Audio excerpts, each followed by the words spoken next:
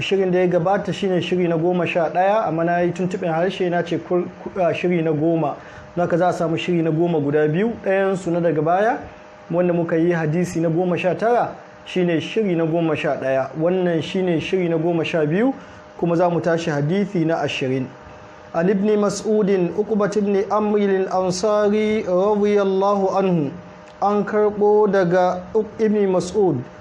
uqba bin amr al-ansari al-badri an ce al-ansari mutumin madina al-badri mutumin da ya halarci yakin badar wanda suka halarci yakin badar suna da wata martaba ta musamman cikin sahabban manzon Allah sallallahu alaihi wa sallam yadda yake kama akwai kuskure abu mas'udin yake abu mas'udin nan ya rubuta mai ibn mas'udin amma yadda yake abu mas'udin uqba bin amr al-ansari al-badri don haka kunya ce abu mas'udin sunan shi uqba bin amr al-ansari al-badri wanda suka halarci yakin badar su 310 wani abu ne suna da wani mukami na musamman a cikin musulunci suna da wani matsayi na musamman a cikin sahabban manzo Allah sallallahu alaihi wasallam wanda suka fi daraja cikin manzo Allah sallallahu alaihi wasallam sune al-khulafa'ul arba'a Abubakar Umar Uthman Ali radiyallahu anhum bancin su sai sauran baqiyatul ashara wanda annabi yawa bushara da aljanna asharatul mubashshiruna bil janna da ka hada wayannan goma mai masu biya musu a falala sune wayanda suka yi yakin badar don haka bayan asharatul mubashshiruna bil janna Uqba bin Amr yana cikin manyan wayanda suke da falala cikin sahabban manzo Allah sallallahu alaihi wasallam kala yake cewa kala rasulullahi sallallahu alaihi wa sallam yake cewa annabi sallallahu alaihi wa sallama ya ce inna mimma adraka nasu min kalamin nubuwatil ula yana cikin abinda mutane suka riska na maganganun annabawan da suka wuce wato wannan magana da annabi zai faɗi dukkanin annabawa ko kuma da yawa daga cikin annabawan da suka wuce sun yi wannan magana ba a wannan addinin ɗaya take ba a wannan al'ummar ɗaya take ba annabawa ma kafin wannan al'ummar su ma duk sun yi wannan magana mutane sun riske ta wannan annabi ya faɗi haka ya wuce wannan annabi ya faɗi in kaga dama wannan hadisin annabawa da yawa ne duk sun faɗi haka mi suka ce idza lam tastahi fasna ma shi'ita idan baka jin kunya ka aikata duk abin da kake so watan wannan hadisi yana gaya mana muhimmancin kunya wannan kamar irin kyace ne ake kai dai in baka jin kunya to komai ka ga dama ma ka je kai i'malu ma shi'tum kamar da Allah ya ce ku je ku yi duk abin da kuka ga dama watan kyaci ne cewa to kai yanzu baka jin kunya to in baka jin kunya ya abin da kake so ya abin da ka ga dama kaga wannan abu ne wanda ke nuna mana muhimmancin kunya annabi sallallahu alaihi wasallam ya iske wani yana wa dan uwa ne wa'azi yana mai nasiha game da kunya yana ce kai ka cika kunya sai annabi ya ce dahu fa innal haya'a la ya'ti illa bi khair annabi ya ce bashi kunya ba ta zuwa da komai sai alkhairi don haka ana son mutum ya kasance mai tsananin kunya annabi sallallahu alaihi yana jin kunya ana siffanta shi da kunya kamar budurwa lokacin da aka kawo ta gidan aurenta wata saboda annabi sallallahu ko ganin ido bai iya kora ma mutum ido sai mutum ya shiga damuwa annabi sallallahu yakan soke ido ne kasa saboda da yake kunya domin kunya ɗabi'a ce ta kwarai malamai sun ce kunya ta kasu kashe biyu akwai kunya ta ɗabi'a wani mutum shi haka aka halicce shi da kunya irin wannan kunya ce annabi sallallahu ya ce da'ahu fa innal haya la yati illa bi khair annabi ya ce kyale shi kunya ba ta zuwa da komai sai alkhairi wata kunya ce wanda yake shi mutum ne wanda yake jin kunya wanda yake jin kunya wanda ba komai yake iya faɗi ba komai yake iya yi ba akwai kunya kala ta biyu wanda yake kunyar da ake koyo ita ma tana da kyawu malamai sun ce ya kasance karatun Qur'ani da karatun hadisan manzo Allah sallallahu alaihi wasallam da karatun musulunci da kokarin ɗabi'antuwa da ɗabi'a kwarai sai ya sa ka zan kana da kunya kana jin kunyan mutane ana yin wannan kunya kamar yadda ake tabaki watan koda asali ba kunya kake ji ba in kai kamar kunya kake ji yau da gobe sai ka saba al'ilmu bit ta'allum koyon ilmi ana koyon ilmi ana koyon haƙuri ana koyon kunya da koyo kake kaɗan har ya kasance cewa kai ma ka iya kai ma ka zama mai kunya tana da kyawu ga kowa kamar da wani yake cewa alhaya'u min kulli insanin hasan walakin minan nisa'i ahsan kunya kowane ɗan adam yayi kunya abu ne wanda yake mai kyawu amma in kunya ta kasance daga mata to ta fi kyautatuwa don haka mata su ya kamata ya kasance sun fi kunya don shi musulunci tun farko ya bi duk hanyoyin da yake ya nesanta su daga abinda ake koyon rashin kunya musulunci ya ce wa karna fi buyuti kunna ku zauna a gidajenku duk da yana halatta a fita in fita ta kama ta akwai bukata ko uzuri na fita kamar malaman makaranta ce, kamar malaman asibiti ce, kamar wani uzuri na wanda yake ana bukatar ta fita, amma dai asali sai musulunci ce su zamna cikin gida domin fitowa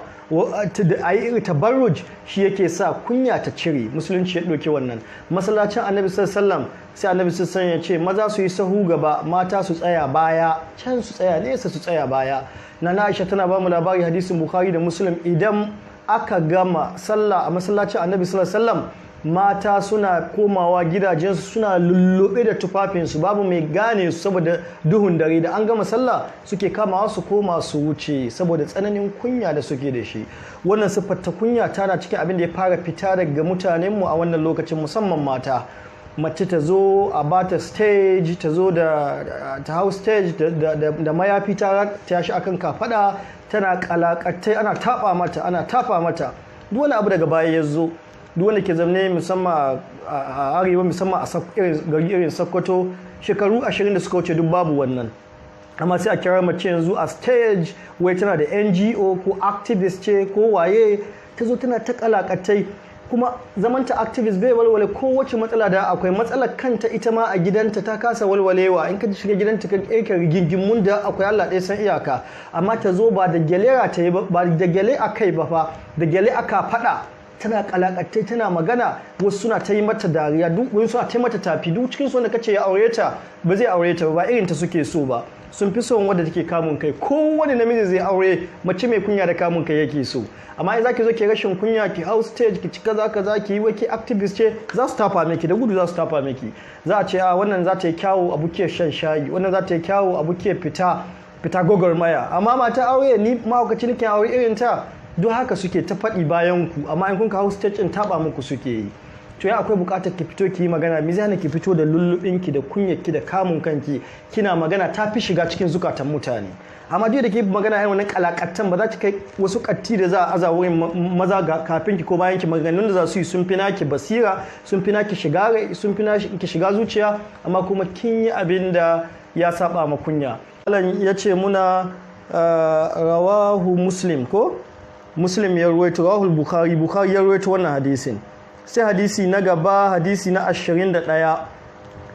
Malam yace an abi amrin wa qila abi amrata Sufyan ibn Abdullah, an karbo daga abi amrin kuma an ce abi amrata, wato kunya ta yi, wasu na cewa abi amrin, wasu na cewa abi amrata. Ya ce abi amrin baban Amr, wato ai mai kunya da ɗane namiji. An ce abi amrata baban Amrata, an yi mai kunya da yashi mace, wannan kuma duk ana yi baya ya wuto mu ana kunya da namiji da mace. Sunan shi Sufyan bin Abdullahi, sunan shi kala sai ya ce qultu ya rasulullah, yace nace ya manzon Allah, qulli fil islami qawlan la as'alu anhu ahadan ghayrak, ka gaya min wani zance a cikin musulunci wanda ba sai na tambayi kowa ba, da gare ka shikenan kawai. Ka gaya min wata magana wadda za ta shige ni, wata magana wadda ba sai na yi yawan bincike da tambaya ba, kawai wata magana. Don shi wannan littafin yake min jawami'ul kalim, watan yan maganganu yan kaɗan da suka tara ma'ana da yawa. To wannan ma ya zo yana irin wannan tambayar ne, tambayar da daga gare ka ba sai na tambayi wani ba. Sai annabi sallallahu alaihi wasallam ya ce qul amantu billahi thumma istaqim,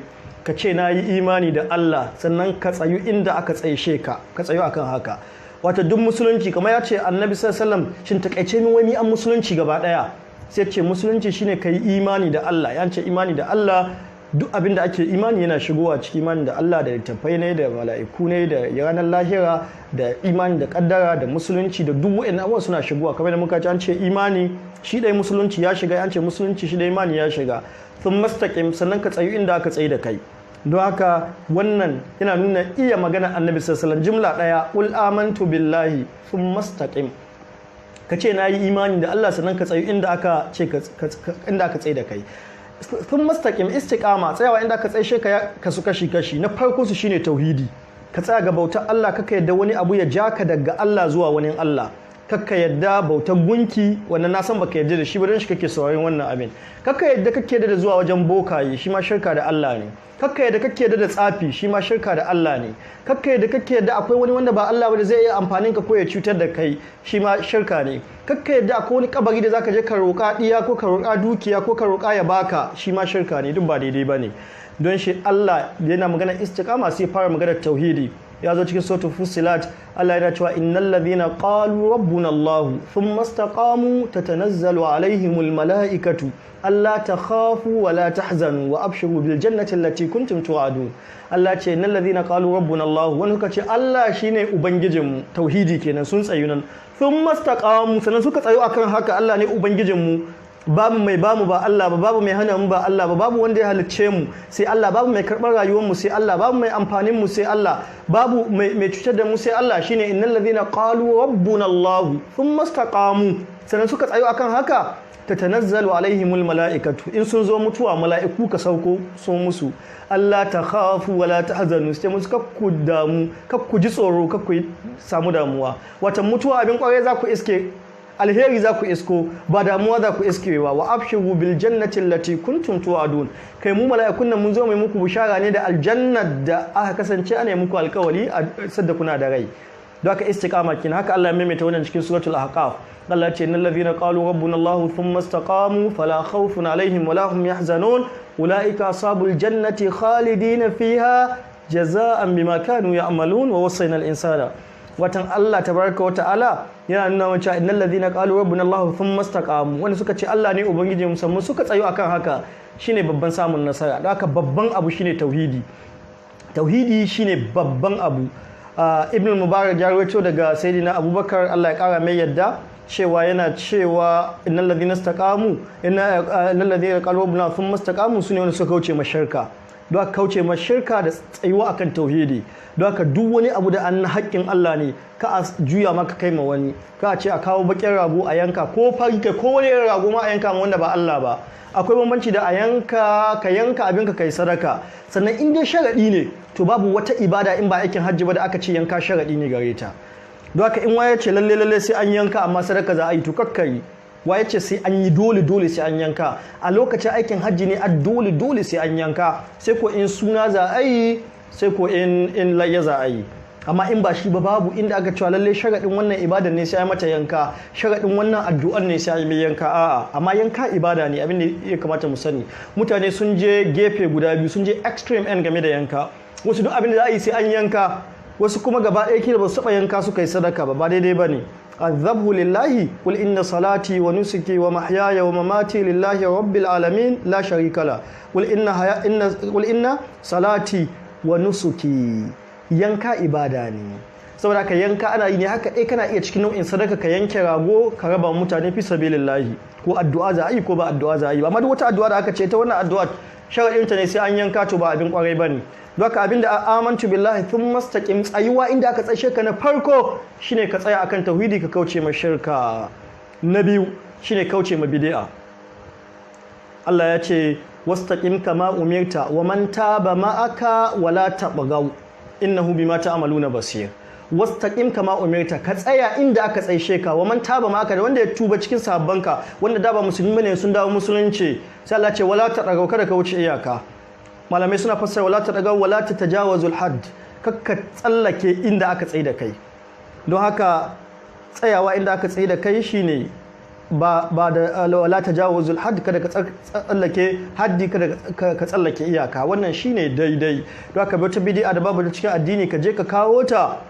to wannan ba daidai bane ina cikin abin da ake cewa baka samu istiqama wanda ya samu istiqama baya kaucewa bisa ga hanya ta daidai wanda ya samu istiqama baya wuce inda Allah ya tsaye da shi baya wuce baka bukatar sai ka kawo wata ibada wata bid'a da bata ciki baka bukatar sai kai ba wani zikiri da wani ya kamata ya baka wancin wanda Annabi sallallahu alaihi wasallam ya baka zikiroi da a cikin Qur'ani da zikiroi da a cikin hadisan manzo Allah sallallahu alaihi wasallam ga sunan littafai ake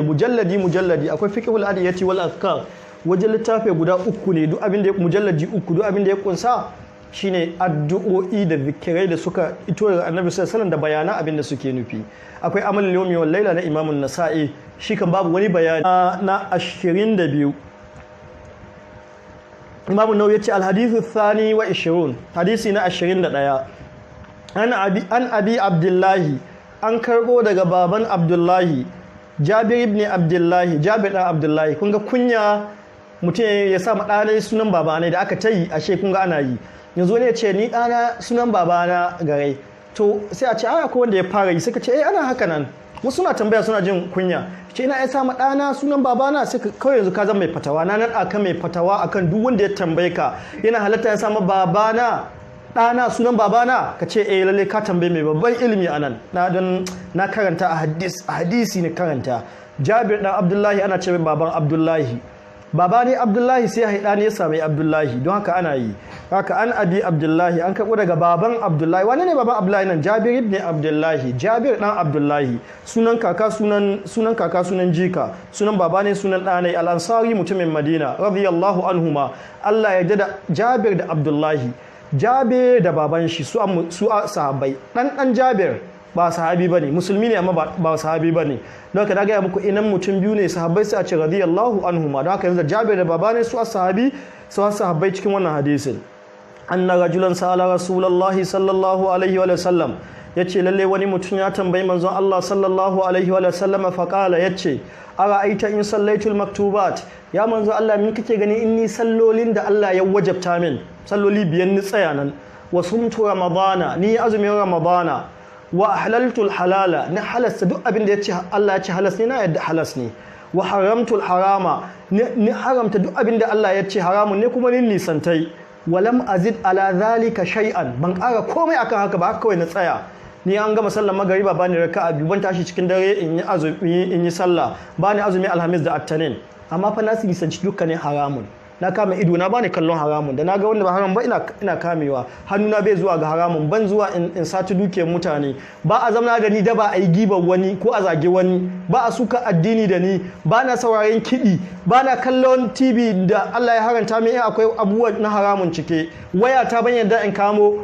abinda a haramun akwai wahala ko kaka yi tsammanin mai sauki ne don an ce ya halasta ya haramta haram walam azid ala zalika shay'an ban ƙara komai ba a dukhulul jannata zan shiga aljanna qala na'am annabi ya ce zaka shiga aljanna wato wannan hadisi ya nuna muna a cikin shika-shikan musulunci ban ta shahadatu Allah ilaha illallah da kayi sallah kayi azumin ramadana shikenan ba kowa yake wajaba sai yayi zakka da aikin hajji ba kowa yake wajaba ba akwai wanda bai da dukiyar da zai zakka akwai wanda bai da kuɗin da zai zuwa aikin hajji don haka mutum na iya zama musulmi mun faɗi a lokacin da muka shan hadisi na uku mutum na iya zama musulmi ya shekara 60 a duniya cikin shika-shikan musulunci bancin imani da Allah sallah da azumi ɗaya yi amma shi bai yi zakka ba bai da ko sisi Allah bai hore mai ba a cewa kai wani shika-shikan musulunci ce zakka to mi zan fi suwa ban da abin da zan fi suwa haka in ba zakatul fitr ba haka hajji bai taba zuwa aiki hajji babu matsala kai cikin shika-shikan musulunci mai bayanin guda ɗai a tilas dole shine shahadatu Allah ilaha illallah yau in mutum ya musulunta karfe da yanzu muke wannan bidiyon 5:30 zuwa 6 yace ya musulunta ya imani da Allah ya faɗi ya mutu shikenan ya mutu musulmi in mutum ya mutu karfe 10 na rana ya musulunta karfe 10 na rana 11 na rana ya mutu shikenan ya mutu musulmi kuma za a yi mai sallah bai taba sallah ba domin bata wajaba lokacin ta babu amma yanzu idan bayan la'asar ne za a ce ranka la'asar don shi ne mai da misalin can karfe 10 zuwa 11 na rana don haka wayannan abubuwan guda biyu su iya dole na cikin ayyuka da kowa sai ya yi su sallah da azumi daga mu tsaye da sallah azumi mu yi shi in masu zakka masu dukiya muke mu yi zakka don haka me yasa anan annabi sai ce me zaka shiga aljanna saboda ya ce na halasta halal duk abinda Allah ya ce halas ne na ce halas ne kuma na zo ma wanda nake iyawa na haramta haramun duk abinda Allah ya ce haramun ne na haramta na nisantai to da kai da ni ba mu iya haka musamman wannan duniyar da muke ciki yanzu ba za mu iya kauce ma kallon haramun ba za mu iya ba inda dukkan fito fitinan ne wancan ya je ya mata ku ruruwa cewa ku fito daga cikin gidanku Allah ya ce wa qarna fi buyutikunna wa kharujna min buyutikunna ku fito a yi cikin kodo da su in kasuwa kaje in jami'o'i kaje in makarantu kaje in ina kaje wannan cinkoso ne zaka iskewa wajen aikin ka wajen neman abincin ka ba za ka iya hana kanka wata ran da wata mu'amala ta haram ba to ya za ka yi kakka tsaya ga sallah da azumi dai kai na nafila domin na nafila suke karkare maka wa'annan zunuban da kake shi a daɗin su mun karanto a baya innal hasanati yuzhibna sayyi'at mun karanta wa atbi sayyi'atal hasanata tamhuha kai bi mugun aikin kai bi shi da aikin kwarai sai aikin kwarai ya share mugun aiki saboda haka wanda dai ya tsaya haka sallah ɗai yayi bayan yayi imani da Allah yayi azumin Ramadana ɗai bai da dukiyar da zai zakka bai yi ba bai da aikin halin zuwa haji bai tafi ba ya tsaya ga halas ya nisanci dukkanin haramun bai ƙara komai akan haka ba zai shiga aljanna ba dole bane sai kai wa'annan nafilolin amma fa da sharadi baka zunubi kai baka taba kallon abin da Allah ya haranta ma ba kai ai duniya a mace in bancin diyarka da matarka da kanwaka da mama kai baka ma san akwai wata luba ba baka taba gani wata mace ba baka san akwai wata binta ba kai gaba ɗaya ka san ba haka bane ka san ba haka bane sai kai baka tsaya ga abin da Allah ya haranta ba baka haranta haram baka yi tsayinan dole ka yi haram da haka ka dinga sadaka ka dinga sallar dare ka dinga istighfari ka dinga sallar nafila ka dinga azumin nafila sai ta wanke maka wancan zunubin sai kasance an yi balance ana ya kamata mu dakata akwai lokaci ya ba mu yadda lokaci an tambaya ma to shikenan sai gobe insha Allah sai mu ci gaba daga nan kuma tambayoyi mun kwan biyu mu an tambaye ba insha Allah za mu ansa a karatun mu na gaba insha Allah subhanakallahumma wa bihamdika ashhadu an la ilaha illa anta astaghfiruka wa atubu ilaika wassalamu alaikum wa rahmatullah